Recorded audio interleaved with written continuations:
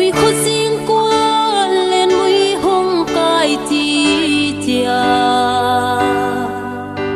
mùi khói riêng gian sốt điên gel ngầm la hi hang hun te tui bang kia mùi khoa gì ang koi ngai to khen đi ngai ngầm la nghe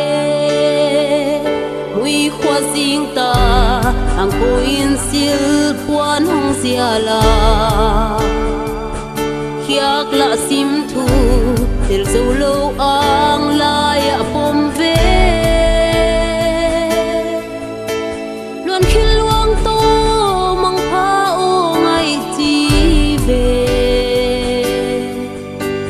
sol khata nga mai mit gom ni ngai ti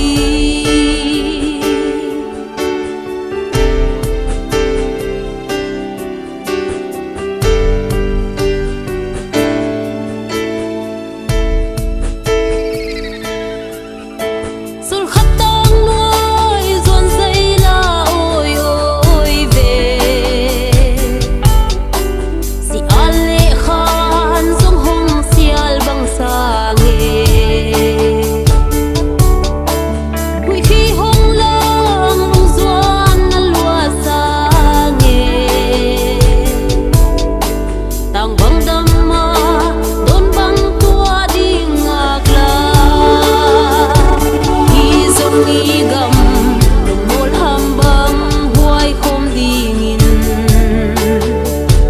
sian mang huai in tang bang dam ma tiang han suanum vang kong ai na sia za in tam zong le igam le nam lung mol vang hi chini mai riêng upa hung quan san tak tak dinamo lâu thì lâu đi gặp mình là mình ăn sạch đi rồi ita te to ki bangana si die bangana si khosak die lum kham hoi ka sai chứ không lâu này con mỏ cái bắt thấy mình kiếm gì đó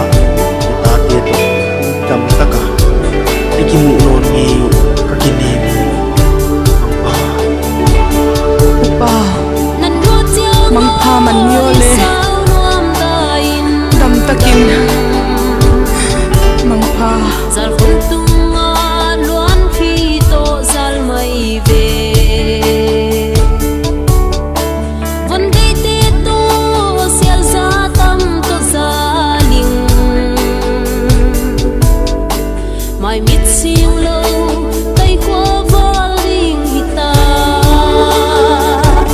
hi zong sul ki sim thu le lâu ma tiang suanun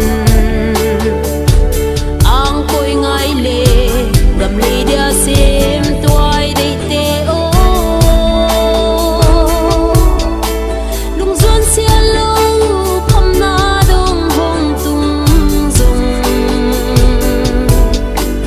i gam ma din kun lo lai hi chini gam ma din kun lo lai hi chini igamadi